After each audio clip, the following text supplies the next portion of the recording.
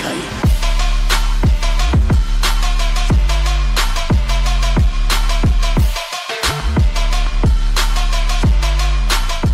Makalipas ng ilang araw sa loob ng kuweba, habang mapapansin nating nakatago si Gunpei sa isang tabi, inutusan siya ni Soryong na siya na muna ang bahala dito at kung mayroon mang mangyari ay kaagad niya itong tawagin.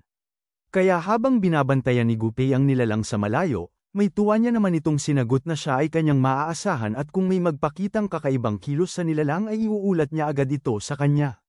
Makikita naman natin ang paglabas ng ating bida sa kuweba pabalik sa talon dahil kanilang napagpasyahan na umatras na lang muna sa ngayon dahil hindi nila alam kung ano ang kagawian nito, at dahil kanilang nalalaman na ang pagsubok sa isang bagay ng walang pag-iingat ay maaaring makasakit o makapinsala sa nilalang.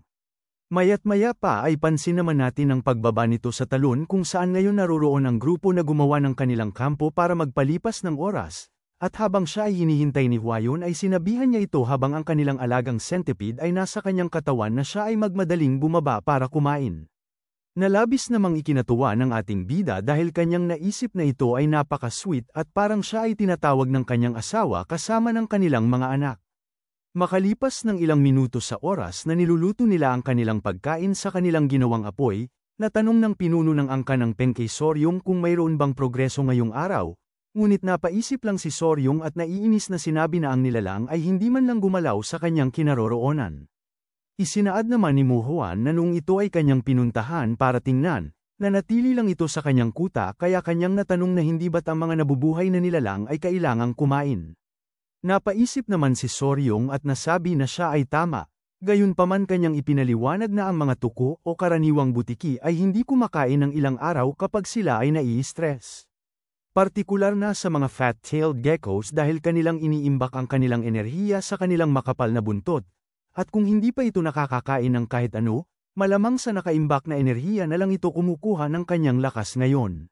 Dahil sa ganitong sitwasyon ay nasa punto na sila na kinakailangan na nilang gumawa ng desisyon, kaya isinaad ni Soryong na sa tingin niya ay kailangan na nilang tingnan ang isang nilalang na hindi gumagalaw sa loob ng kuweba. May tuwa namang natanong ni Muhuan kung sa wakas ba ay huhulihin na nila ito. Ngunit ipinaliwanag sa kanya ng ating bida na hindi ito ganito dahil ito ay kanilang susuriin lamang kung saan ito mayroong sugat na siyang nagpapahirap sa kanya. At habang sila ay naghihintay ay marahil magugutom ito at baka matuksong kumain. Natuon naman ang atensyon ng pinuno ng Peng kay Soryong dahil isinaad nito na mas mabuti sana kung magawa niyang maakit ang isa pang natitirang nilalang papunta sa kanya. Kaya may tuwa naman itong sinagot ni Muhuan habang itinuturo ang muscle sa kanyang braso, na hindi ba't magiging mas madali kung papatumbahin niya ito gamit ng isang paghampas para sa ganitong paraan, makukuha nilang dalawa ang malusog at ang nasugatang mga tuko. Napaisip naman si Soryong habang pinagpapawisan ng husto, na kung ito ay kanyang matatamaan, gamit ng muscle nito ay marahil mapapatay niya ito kaagad. Kaya pinagsabihan niya ito na kung hahampasin nito ang nilalang, kahit ang batong nilalang na nagawang magpaalis sa general na si Jaegal kasama ng kanyang mga tauhan ay mapapatay niya sa isang iglap lamang gamit ng kanyang lakas, na natatawa niya namang sinagot ng syempre. Lumapit naman siya kay Soryong at habang patuloy niya itong hinahampas sa kanyang likod, may tuwa nitong nasabi na hindi nakakapagtaka na ang scholar gaya ni Jaegal na palaging nakadikit sa kanyang lamesa ay naitaboy ng isang kakaibang nilalang tulad ng bagay na yun na parang bato. Dagdag pa nito ng natatawa na tama ang sinabi ni Soryong na kung ito ay kanyang matatamaan ay mapapatay niya nga talaga ito. Bigla naman siyang nagseryoso at natanong kung susundin ba nila ang plano ng ating bida na maingat itong hulihin, na sinagot ni Soryong na mukhang ito ang pinakamagandang hakbang na kailangan nilang sundin. Mayroon namang ginuhit si Soryong sa lupa, nagpapaliwanag sa kanilang plano kung saan una ay aakitin ni Muhuan ang mapagsik na nilalang, at pagkatapos nito, siya at si Hwayon ay titingnan ng isang nanghihinang kasama nito sa mga oras na yon. May inilagay naman si Hwayon na mga bato pagitna sa iginuhit ng ating bida at ipinaliwanag na samantala, ang Poison Division ay haharangan ang daan papunta kay Soryong. Nauunawaan ang kanilang plano, na sabi ng pinuno ng Peng na mukhang ito nga ang pinakamahusay na paraan. Para makasigurado at matiyak ang tagumpay ng kanilang plano, natanong naman ni Muhuan kung mayroon ba siyang kinakailangan bagay na dapat pagtuunan ng pansin, na sinagot naman ni Soryong na siguraduhin niya lang na hindi ang nilalang makakalapit sa kanilang gagawin na harang dahil maaari itong makaakyat at makapunta sa kanila. Kampante na magagawa ang lahat ng inutos sa kanya, Hinampas ng pinuno ng angka ng Peng ang kanyang kamao sa kanyang dibdib at pasigaw na sinabi na ito ay kanyang nauunawaan. At habang napupuno siya ng pananabik, kanyang isinaad na sila ay magpatuloy na ngayon dahil ang kanyang katawan ay nangangati na para sa isang aksyon. Dali-dali naman siyang nagpatuloy patungo sa loob ng kuweba kaya pinagsabihan siya ni Soryong ng ilang beses na maghinay-hinay lamang. Gayunpaman, nagpatuloy lang ito habang pinagmamasdan ni Huayon at ni Soryong. Naisip naman ng ating bida na ito ay mas makakabuti dahil kung ang nilalang nga ay tunay na mayroong karamdaman, marahil wala na itong sapat na natitirang oras. Makalipas ng ilang minuto ay makikita naman natin ang pagdating ng grupo sa loob ng kuweba kung saan naroroon ang mga fat-tailed geckos. Hindi malaman kung ano ang kanilang pakay, nang sila ay mapansin ng isang nilalang ay kaagad itong naging alerto. Wala namang pag-aaksaya ng oras na bumulong ang ating bida sa pinuno ng angka ng Peng para sila ay magsimula kaya agad niya itong pinasangayunan. Pagkatapos nito ay ang kanyang pagpapalabas ng kanyang napakalaking espada kasabay ng pagpapalabas niya ng malakas na enerhiya. Kasunod nito ay ang kanyang pagbigay hudyat sa kanyang mga kasama para kaagad na sumugod gaya ng kanilang pinlano. Dahil dito ay napasigaw ang maliit na nilalang ng napakalakas sa galit, kung saan kasunod nito ay ang kanyang biglaang pagtalon galing sa kanyang kinaroroonan ng napakabilis para sumugod rin papunta sa papalapit na si Mohuan. Dali-dali naman siyang napunta sa pinuno ng angka ng Peng, ngunit siya ay nagawa lang na masangga ng malaki nitong espada. Dahil sa lakas ng pag-atake ng nilalang, may tuwang na sabi ni Mohuan na ito ay mayroong bigat at ang nilalang ay mayroong sapat na lakas para maging isang mahusay na mandirigma ng pamilya ng Peng, subalit nagpatuloy lang itong tuko sa pag-atake sa kanya.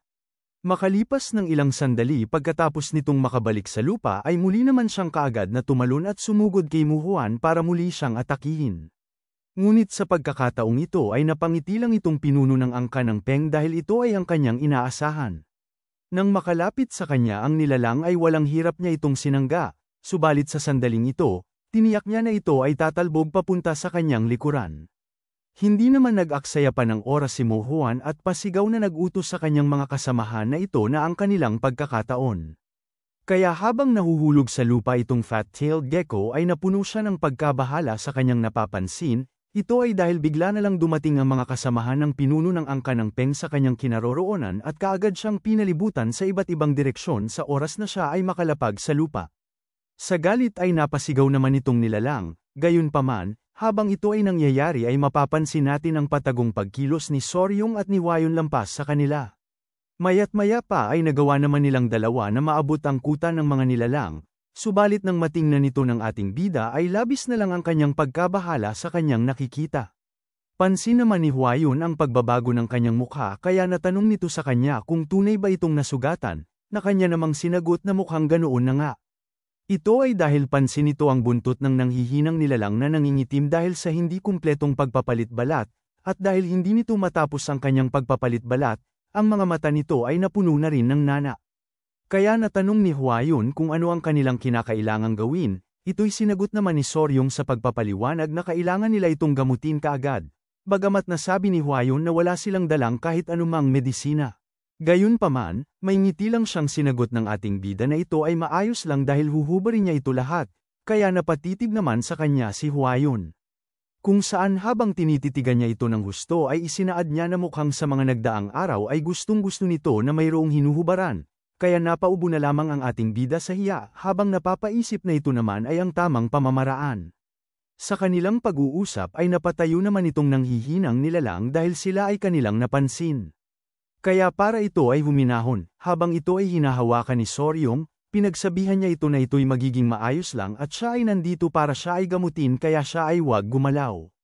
Kasunod nito ay ang pagkuha niya sa tuko at habang nagugulat sa pagiging maamo nito, naisip ng dalawang bata na ito ay kagaya ng reyna ng mga bubuyog dahil mukhang naiintindihan nito ang ilang salita kahit papaano.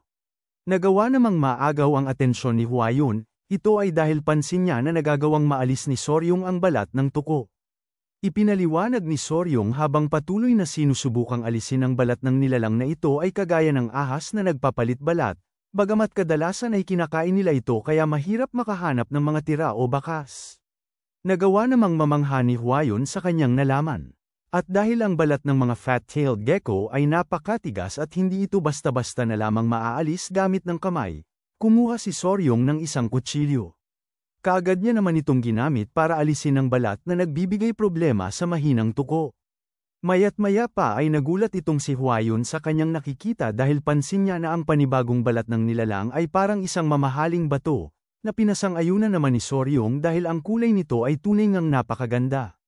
Pagkatapos nito ay unti-unti niyang inalis ang mga natitirang balat sa katawan ng nilalang, kung saan nagawa nitong makuha ang balat na nasa parte ng kanyang kamay. Natuwa naman dito si Hwayon dahil ang kanyang nakuha ay parang isang guwantes at para sa kanya ito ay napaka-cute. Napaisip naman ng ating bida na gaya ng ibang mga tao ay hindi din ito natiis ang pagiging cute ng nilalang dahil noong siya ay isang YouTuber sa kanyang nakaraang buhay, ang kanyang mga videos ng kanyang mga alaga na nagpapalit balat ay pumatok ng sobra sa dami ng nanunood. Makalipas ulit ng ilang sandali ay nagawa naman nilang maalis ang lumang balat ng tuko sa kanyang katawan kaya ang natitira na lamang ay ang nasa kanyang ulo at buntot. Kaya kasunod nito ay walang pag-aaksaya ng oras at dahan-dahang inalis ni Soryong ang balat sa kanyang ulo ng may pag-iingat dahil ito ay malapit sa kanyang mata. At gaya ng kanyang inaasahan, pansin nito ang mga nana na namuo dito, na siyang dahilan ng hindi nito pagpapalit balat ng maayos kaya ang pamamaga ay pumuno sa kanyang mga mata. Nagawa naman ng ating bida na maalis ang malaking tipak ng kanyang balat, at maya't maya pa ay tuluyan nitong naalis ang balat na bumabalot sa kanyang buong ulo. Habang kanyang hawak ang nanginginig na tuko sa kanyang kamay, may tuwa naman itong natanong kung kamusta ito at kung maganda ba ito sa pakiramdam. Nagulat naman si Hwayon at namangha ng husto dahil nagawa ng fat-tailed gecko na mabuksan ang kanyang mata at maipalabas ang kanyang tunay na ganda. Gayunpaman napatanong siya kay Soryong kung mayroon bang problema dahil pansin nito na hindi siya lubusang masaya kahit na nagawa nilang mas mapabuti ang nilalang. Sinagot naman siya ni Soryong na mayroong problema, at ito ay nagdadalawang isip siya kung ano ang gagawin sa buntot nito. Ito ay dahil para mahinto nito ang pagbulok ng kanyang buntot ay kinakailangan niya itong putulin, subalit sa kasalukuyan nitong kondisyon, ang pagputol dito ay baka maging sanhi ng pagkamatay nito. Nang bigla namang naagaw ang atensyon ng dalawang bata dahil sa malakas na pagsigaw, nagsasabi na kailangan ni Soryong maging maingat. Ito ay dahil nagawang makatakas ng isa pang fat-tailed gecko, kung saan ito ngayon ay napunta sa likuran ng dalawang bata. Pansin naman nila ang pagliliwanag ng mga mata nito at pagpapalabas ng malakas na maginaw na enerhiya kaya pasigaw na nagsabi si Soryong na ito'y kumalma. Kasunod nito ay ang kanyang natatarantang pag-angat ng kanyang kutsilyo papunta sa nilalang habang hawak ang kasama nitong fat-tailed gecko, nagsasabi na sinusubukan niya lamang tumulong sa paggamot sa kanyang kaibigan. Subalit nagawa nitong maunawaan na mali ang paraan na kanyang ginawa sa pagtutok ng patalim sa nilalang kaya labis niya itong ikinabahala. Dahil dito ay makikita naman natin ang pagpapalabas ng matinding galit ng nilalang kung saan sa tindi ng kanyang pagsigaw ay maririnig ang pag-alingaw nito sa buong kuweba.